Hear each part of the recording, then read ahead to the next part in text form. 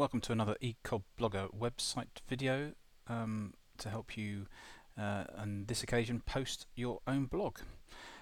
So blog posts are generally in this area once they have been created, and you've got popular posts here, so what's trending at the moment, recent posts, so they'll just be in chronological order of the recent posts.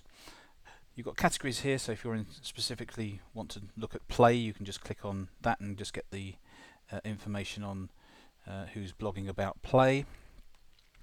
And then you've got archives, so if you know the sort of month that the blog was created, then you can use that.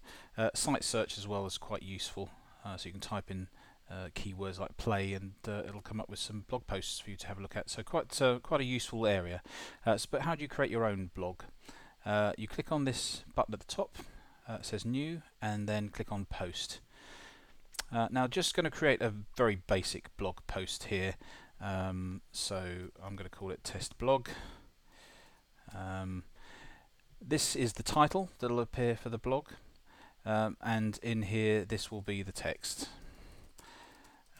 So write your blog there. If your blog post is going to be quite lengthy, then I suggest you write it in Word and then copy and paste it into here. This is a text editor, but it's a very basic one, so if you wanted bullet points, numbers or bullets, you can use those. That's just bold and italics. If you want a certain area to stand out, you've got different headings that you can use, and you can also change those if you want to. But just to keep it easy, it's best to keep with these sort of basic areas. This is justification, and then if you want to put a link in to BBC or some other website, you click on this link here and just type in the link, bbc.co.uk, and then that will be a clickable link. That's all really you need to know about this, but have a little investigation of the other bits if you want to. You've also got underneath there something called content restriction. I'd like you to tick that every time, and I'd like you to tick in logged in users only. We're just trying to tick all these boxes. So this is basically going to restrict all of the posts to only logged in users. And then what I did there is redirect user if they're not a logged in user to the login page. That's if they've got the website address to your blog directly, they would be prompted to log in. That's all we need to worry about on that side. On this side, you've got the publish. You do that right at the end. But here you have categories. Now I suggest that under categories you only really keep to one main category. If you want to write about 2 or 3 categories, I suggest you do 2 or 3 blogs. But these are the categories that are currently set up. You can set up a new category if you want to, but I suggest what you do is you put that under uncategorized and then send me a quick note. And you can send me notes by clicking on the blog support, so you can actually set up a post that will then get to me, and I'll review the blog support ones. So let's just say this was on autism, or let's change our mind, say it's going to be on behaviour. We do like our meats. Tags are just another way of being able to search. So you could put meats in here. It's just it's not really essential because you've ticked the category in here. But you could put something like meltdown, if that's what you're talking about.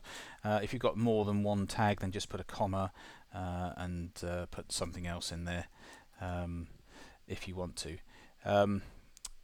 And that's tags. Don't worry about this area here. Featured image, all that does is it sets an image for you. We'll talk about images later on, but there are some images already in the library. There are also some stock photos here that might help. You know, you can have as a featured image, or you can import. So you can import your own images here, but we'll review that in another video in more detail. So we're just going to use this one and click on OK. And oh, sorry, didn't do that properly. Just click on the import, because that's a stock image. So if you're going to use a stock image, you need to import it and then highlight it and then set as featured image. If you've got your own one, you'll just be able to import that. If you want to put a photo or media inside your blog itself, you then have to add your media. So how do you do that?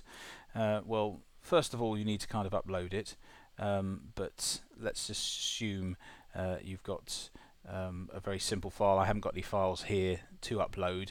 The maximum size is 64 megabytes, so no major big pictures, but all you do is you just select your files from here. It'll go to your computer, and then you can pick a photo that you want to. This is something I was flogging on eBay, which is no use to us, but you choose that and then it'll come on, and then that's it. Once the photo is picked, it'll be in the media library, and then you can select it. So let's just assume this one, and then just insert into post, and there it is. Once you're happy with your post, all you need to do is publish it. So you click on publish and wait a little bit. When publish changes to update, you've actually published your blog post. And how do you see that?